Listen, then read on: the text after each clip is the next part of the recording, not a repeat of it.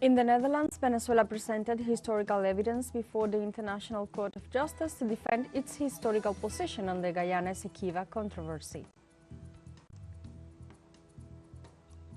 In Ecuador, former Vice President Jorge Glas was transferred to the military hospital in Guayaquil due to a medical condition. And in Palestine, Israeli occupation forces broke into the city of Tulkarem and its refugee camp in the occupied West Bank.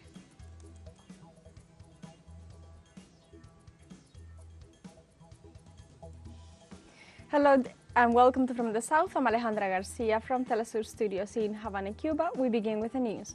Venezuela presented its defense and historical position before the International Court of Justice over the territorial dispute with Guyana for the Guyana Esequiba territory. Our correspondent in Venezuela, Madeleine Garcia, with more details.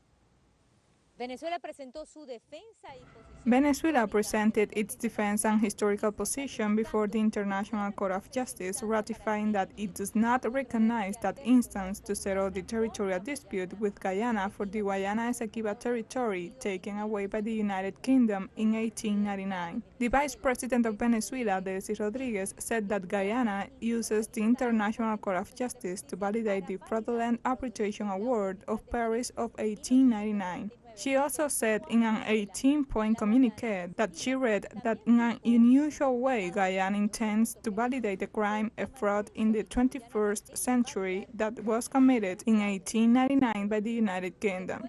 The Vice President also said that the United States intends to attack Venezuela with the Southern Command and the CIA and warned about this situation. And an important point that she introduced in the International Court of Justice is the confessions of the former government minister of Natural Resources of Guyana, Rafael Tropman, who confesses in a book the financing by ExxonMobil to Guyana in the trial that is being carried out before the International Court of Justice, which, in the opinion of Venezuela, lost legitimacy due to the inaction in the case of the genocide in Gaza. Perdió legitimidad por la inacción en el caso del genocidio en Gaza. Madeleine García, teleSUR, Países Bajos. The Venezuelan Vice President emphasized that this action does not imply her country's recognition of the jurisdiction of the court in the territorial dispute. The delivery of this document does not imply the consent of Venezuela, nor the recognition of the jurisdiction of the court in the territorial dispute over the Guyana Esequiba, nor of the decision it may adopt on this matter. In March 2018, the Bolivarian Republic of Venezuela was informed of one of the most serious acts in the history of the dispute over the Esequibo. The Cooperative Republic of Guyana had dared to violently break with the Geneva Agreement and international legality by unilaterally demanding before the International Court of Justice the validity of the fraudulent arbitral award of 1899 in an irregular manner. In this context, Rodriguez also denounced that Guyana, together with ExxonMobil and the United States, have been trying since 2015 to mark the 1966 Geneva Agreement. Venezuela without delay opposed this dangerous unlawful move by Guyana, driven by ExxonMobil since 2015 and backed by the government of the United States of America, that only aims to disregard and mock the obligations clearly established for the parties in the Geneva Agreement of 1966. Furthermore, the Vice President affirmed that the 1966 Geneva Agreement regarding the territorial dispute is in effect and must be complied with by the parties in accordance with the international law.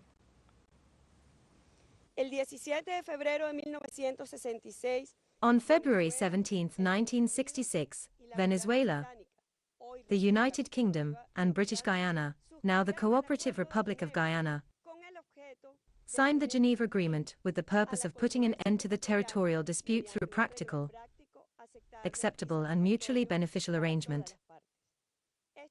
This agreement is in force and is the legal framework that must be complied with in good faith by the parties in accordance with international law. And after presenting the historical evidence of Venezuela's sovereignty over Guyana Esequiba, the Venezuelan Executive Vice President Delcy Rodriguez posted on her X account Venezuela's official statement on the matter. Rodriguez wrote, "The truth of Venezuela will prevail in the face of the territorial dispossession committed through a fraudulent and criminal award. Venezuela as a whole, in national union, will recover the Guyana Esequiba by means of the Geneva Agreement. The moment of truth has arrived."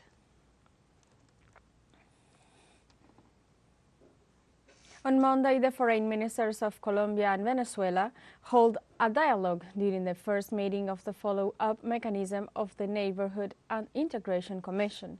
The meeting is held in the Colombian-bordered city of Cúcuta.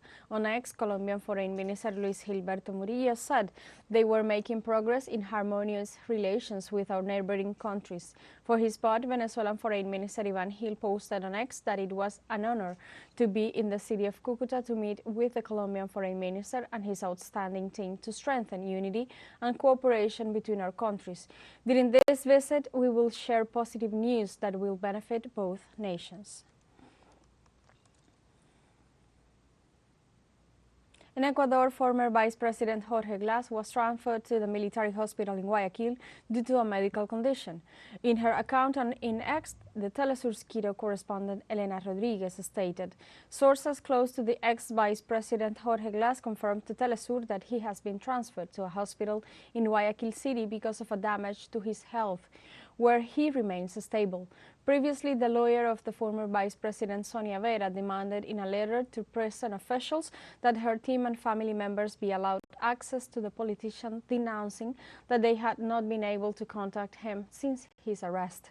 Later on, in a press conference, Vera added that during the raid, Glas was thrown to the ground and beaten in several parts of his body.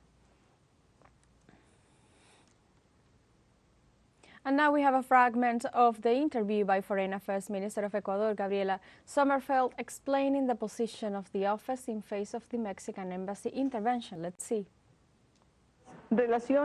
Relations are not only destroyed by one act, it indeed has a cost for the country, which was also analyzed at the time of deciding by the President of the Republic.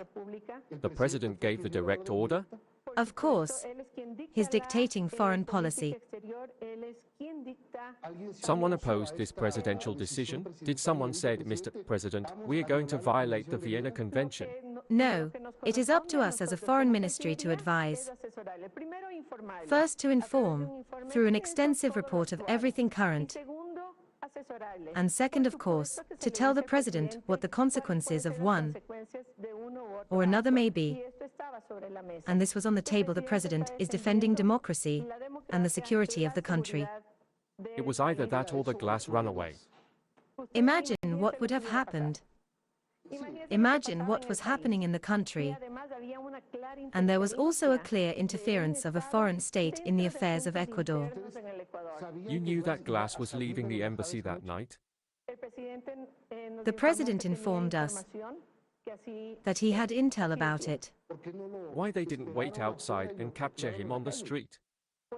Well, those are already strategies that do not belong to the Foreign Affairs Ministry, and I could not say. What we do is inform, advise, and of course act according to the decisions taken. In Argentina, health authorities reported that the number of deaths due to the dengue fever outbreak affecting the country rose to 161. The health ministry registered so far more than 232,000 cases, an increase of over 52,000 cases compared to the previous week's report. The deaths were recorded in all age groups, with the highest mortality rate in those over 80, while the highest number of cases occurred in people between 30 and 39 years of age.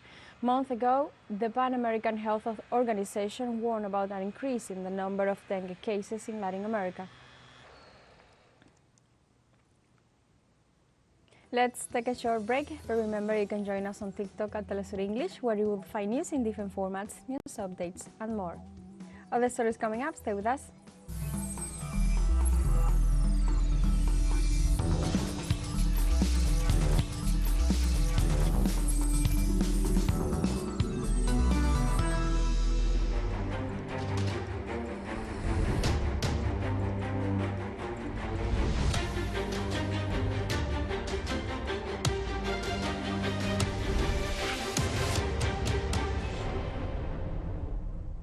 Welcome back. In Palestine, a large body of the Israeli occupation army broke into the city of Tulkarem and its refugee camp in the occupied West Bank. Wafa news agency reported that Israeli forces using bulldozers caused systematic destruction of infrastructure. During the siege, snipers were installed on rooftops while surveillance planes were flying at low altitudes. Also, a young Palestinian woman was killed on Monday morning after being shot by Zionist soldiers at Tayasir military checkpoint at east of the Tubas. On the other hand, 2 others were injured during a raid on the Balata refugee camp east of Nablus.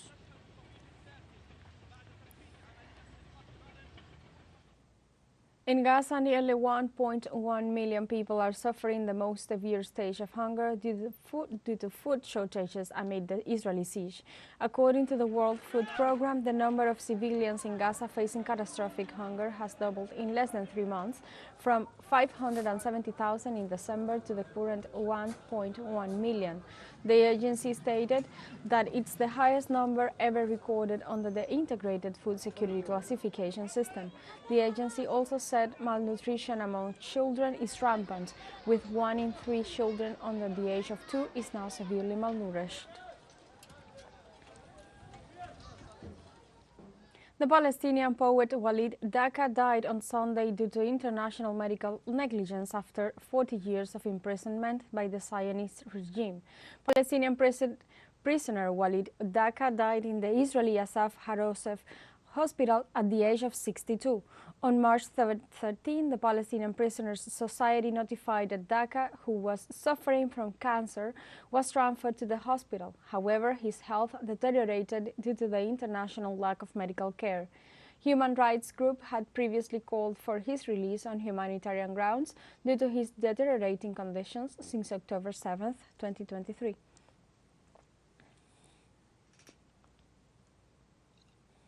In the aftermath, a rally was held in the city of Ramallah to demand justice for the poet Walid Daka. Rioters prized photographs of the captive martyr and chanted slogans denouncing the policy of medical negligence applied by the Zionist occupation towards Palestinian prisoners. Daka was one of the 19 Palestinians who spent over 30 years in Israeli occupation prisons and one of the 23 Palestinians who have been incarcerated even before the Oslo Accords.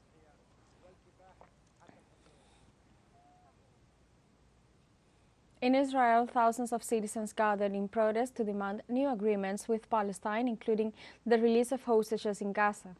The demonstrators crowded in front of the Israeli parliament, where they expressed their dissatisfaction with the decisions of the executive regarding the conflict.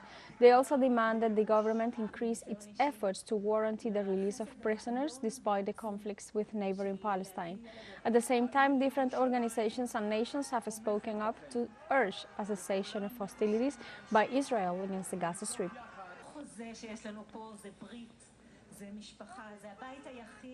On Sunday, the Israeli Zionist army carried out new bombardments that caused damages of high magnitude in cities and villages in southern Lebanon. The attacks hit areas of cities such as Deir, Kanun, Janata, Dura, and Wadi Barga. In the last few months, more than 340 people were killed by Israeli attacks in Lebanon. As a consequence of the constant bombardments, many Lebanese border neighborhoods are now reduced to rubble and their communities are displaced. The Lebanese resistance movement Hezbollah affirms that it will continue its military operations against Israel until it puts an end to the genocide against the Palestinian people in the Gaza Strip.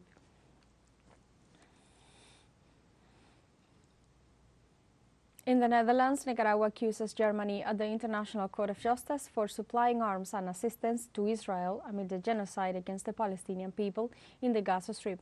This Monday, the preliminary hearings began in the main judicial instance of the United Nations. Nicaragua has requested legal actions for the German government to immediately suspend its aid to Israel, especially the shipment of weapons. Managua maintains that Berlin facilitates acts of genocide and violations of international law in the Gaza Strip, where more than 33,000 Palestinians have been killed. In this sense, the Nicaraguan delegation affirmed in a 43-page document that Germany violated the 1948 United Nations Genocide Convention created after the Holocaust. Nicaragua presents its arguments this Monday, while Germany will respond the next day.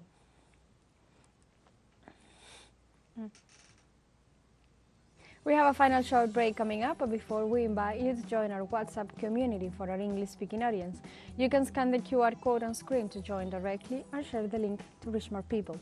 Constant news coverage of Latin America and the Caribbean, as well as the rest of the world.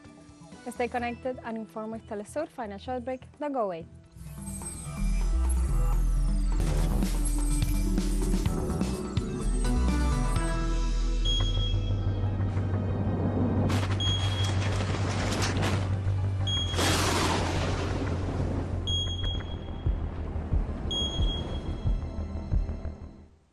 Welcome back to From the South. In El Salvador, despite the rains recorded in the last few days, scorching temperatures that reach 40 degrees Celsius persist. The Environment and Natural Resources Ministry said that high temperatures are affecting the entire territory and particularly the eastern areas of the country. While in the west, high temperatures have been reported in the department of La Libertad with temperatures of up to 39.5 degrees. Authorities warn that the high temperatures will remain due to the lack of rain in spite of the cloudy skies in several parts of the country. In Ecuador, lava from La Cumbre volcano located on Ferdinanda Island in the Galapagos archipelago reached the sea after more than a month of eruption. Park rangers carrying out control and surveillance actions reported that the volcanic flows reached the waters after 35 days of moderate but uninterrupted activity. Technicians estimate that the volcanic material that descended along the southeast flank affected the endemic vegetation of the region, such as escalesias, palo santo, some cactus and land iguanas living area. La Cumbre volcano towers of up to 1,476 meters above sea level, and after this new eruption process, it reminded scientists of the volcanic origin of the Galapagos archipelago. In Azerbaijan, the government has denounced shelling of its army positions from the border with Armenia. Azerbaijan's defense ministry said that Armenia attacked at least 16 times Azerbaijani army checkpoints. Therefore, every military district in the country is implementing preventive measures. Let's recall that Armenia's foreign ministry had announced that the signing of the peace treaty between the two nations is stalled because no consensus has been reached on the mutual recognition of territorial integrity and the resumption of communications.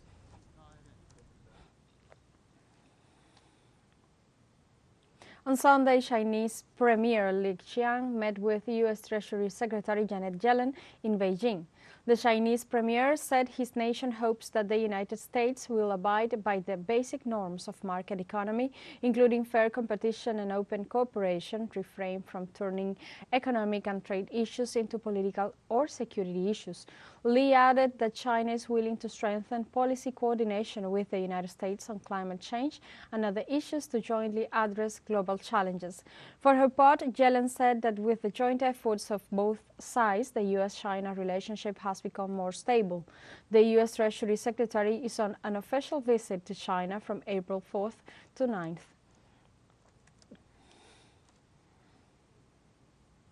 In Mozambique, authorities reported a total of 94 people dead following the sinking of a boat carrying more than 130 people off the coast of the northern province of Nampula. Authorities said that the fishing boat was traveling between the town of Lunga and the island of Mozambique when it capsized after being hit by a wave.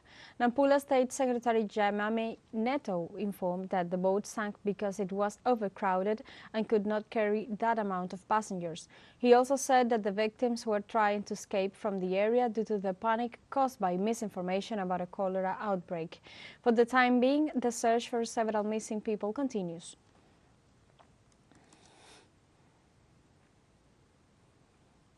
On Monday, at least 31.6 million people in various regions of Mexico, the United States and Canada enjoyed a total solar eclipse that lasted more than 4 minutes. The Pacific coast of Mexico was the first area in the continental North America where the eclipse was seen. Meanwhile, Mazatlan in the state of Sinaloa was the first city where the phenomenon began to be reported. The phenomenon passed over 15 U.S. states and passed through the Canadian provinces of Ontario, Quebec, New Brunswick, and Nova Scotia, and ended on the Canadian island of Newfoundland. A total solar eclipse occurs when the moon comes between the sun and the earth, completely blocking the solar disk. NASA predicts the next eclipse will be seen in 20 years and there will be solar maximum, which means there will be a greater chance of seeing streamers in the solar corona as well as solar bulge.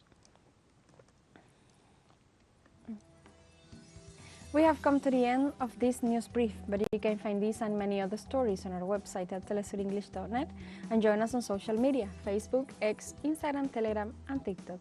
For Telesur English, I'm Alejandra Garcia. Thank you for watching.